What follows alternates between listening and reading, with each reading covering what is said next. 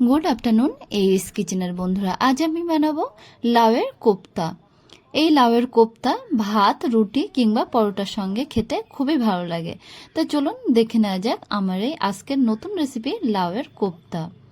লাউয়ের কোপ্তা বানানোর জন্য এখানে আমি নিয়েছি একটা মিডিয়াম সাইজের লাউটার থেকে আমি হাফ নেব, আর এর সাথে কিছু ভেজিটেবল নেব, যেমন 3টে মিডিয়াম সাইজের টমেটো, 3টে পেঁয়াজ, কিছুটা রসুনের কোয়া, 5 থেকে 6টা কাঁচা লঙ্কা, আদা এবং ধনিয়া পাতা। এবার লাউটা আমি হাফ করে নিচ্ছি। হাফ করে নিয়ে খোসাগুলো ছাড়িয়ে নিয়েছি। এবার বীজের এই অংশটা, নরম অংশটা ছুরি দিয়ে বাদ দিয়ে নেব। এবার একটা গ্রেটার নিয়েছি, গ্রেটারে যে মাঝারি ছিদ্রটা আছে সেটা দিয়ে গ্রেট করে নেব। খুব বেশি মিহি গ্রেট করব না, দেখুন এরকম গ্রেট করে নেব। সবগুলো লাউ গ্রেট করা হয়ে গেছে। এবার এতে একটু লবণ দিয়ে নেব, যেহেতু লাউয়ে প্রচুর পরিমাণে জল থাকে, জলটা চেপে নেব। দেখুন লবণ দিয়ে একটু হাত দিয়ে মাখিয়ে নিচ্ছি। মাখিয়ে বেশ কিছুক্ষণ রেখে দেবো, এতে করে জলটা ভালোভাবে বেরিয়ে যাবে। এবার ভেজিটেবলগুলো কেটে নেব। দেখুন প্রথমে পেঁয়াজটা নিয়েছি, পেঁয়াজটা একটু মোটা টাইপের করে কেটেছি। তারপরে আদা, সেটাও মোটা করে কেটে নেব, যেহেতু এগুলো পেস্ট করে নেব এই জন্যে। এরপরে নিচ্ছি টমেটোগুলো ওইভাবেই মোটা সাইজের করে কেটে আদা, রসুন এবং পেঁয়াজের পেস্টটা বানানো হয়ে গেছে, সেটা একটা পাত্রে ঢেলে নিয়েছি। আর টমেটোটা আলাদা করে পেস্ট করে নেব, সেটাও পেস্ট করে ঢেলে নিয়েছি। এরপরে দেখুন ধনিয়া পাতাগুলো, সেগুলো একদম ছোট ছোট করে কেটে নেব। এবার একটা পেঁয়াজ মিহি করে কুচিয়ে নেব। দেখুন পেঁয়াজটা মিহি করে কুচিয়ে নিচ্ছে। তারপরে 1 থেকে 2টো লঙ্কা নিচ্ছি, সেগুলোও কিন্তু একদম ছোট ছোট করে কেটে নেব। আর আদা, সেটাও কিন্তু ছোট করেই কেটে নেব। এতক্ষণে এদিকে লাউ থেকে জল ছেড়ে দিয়েছে, তাই লাউয়ের জলটা চেপে নেওয়ার জন্য আমি একটা পাত্রের উপরে একটা কাপড় রেখেছি। কাপড়ের মধ্যে গ্রেট করা লাউগুলো দিয়ে দেবো, আর বেশ ভালো করে চেপে চেপে লাউ থেকে জল বার করে নেব। লাউয়ের জল খুব উপকারী, আপনারা যে কোনো সবজিতে লাউয়ের জল ইউজ করতে পারেন, কিন্তু এই কোপ্তা বানানোর জন্য লাউয়ের যদি জল থাকে তাহলে কোপ্তা ভালো হয় না আর বানানো যায় না, তাই লাউয়ের জলটা এখন আমি ইউজ করছি না। দেখুন লাউ থেকে বেশ অনেকটাই জল বেরিয়ে গেছে, লাউটা কেমন শুকনো শুকনো হয়ে গেছে। এবার আমি লাউটা মাখিয়ে নেব। লাউয়ের সঙ্গে দিয়ে দিচ্ছি বেশ কিছুটা ধনিয়া পাতা কুচি, আদা কুচি, ছোট করে কেটে রাখা লঙ্কা, পেঁয়াজ, আর সাথে অল্প পরিমাণে লবণ দিয়ে দেব। ছোট চামচের হাফ চামচ কাশ্মীরি লঙ্কার পাউডার, হাফ চামচ হলুদের পাউডার, হাফ চামচ গোলমরিচের পাউডার, হাফ চামচ ভাজা জিরে পাউডার, হাফ চামচ ধনিয়া পাউডার, আর বাইন্ডিংয়ের জন্য 3 চামচ বেসন দিয়ে দেব।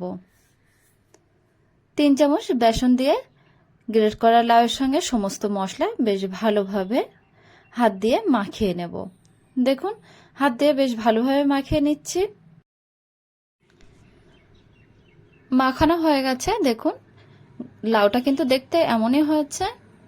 এবার এই লাউয়ের মিক্সচার থেকে বেশ কিছুটা হাতের মধ্যে নিয়ে এরকম রাউন্ড শেপের করে নেব। দেখুন লাউয়ের মিক্সচারটা থেকে এইভাবে সমস্ত কোপ্তা বানিয়ে নিয়েছি। এবার মিডিয়াম ফ্লেমে একটা কড়া বসে কড়াইতে বেশ কিছুটা তেল দিয়ে, তেলটা যখন গরম হয়ে যাবে একে একে লাউয়ের কোপ্তাগুলো তেলের মধ্যে দিয়ে দেবো। এই সময় গ্যাসের ফ্লেম লো টু মিডিয়ামে রাখতে হবে, কেননা উপর থেকে লাউয়ের কোপ্তাগুলো হয়ে যাবে কিন্তু ভিতর থেকে কাঁচা থেকে যাবে, সেই জন্য সবসময় চেষ্টা করবেন লো টু মিডিয়াম ফ্লেমে ফ্রাই করে নেওয়ার। দেখুন লাউয়ের কোপ্তাগুলো ফ্রাই করা হয়ে গেছে, এরকম যখন কালার চলে আসবে তখন তেল থেকে তেল ঝরিয়ে তুলে নেব। এরপরে মিডিয়াম ফ্লেমে একটি কড়া বসিয়ে কড়াইয়ের মধ্যে 4 চামচ সাদা তেল দিয়ে দেবো।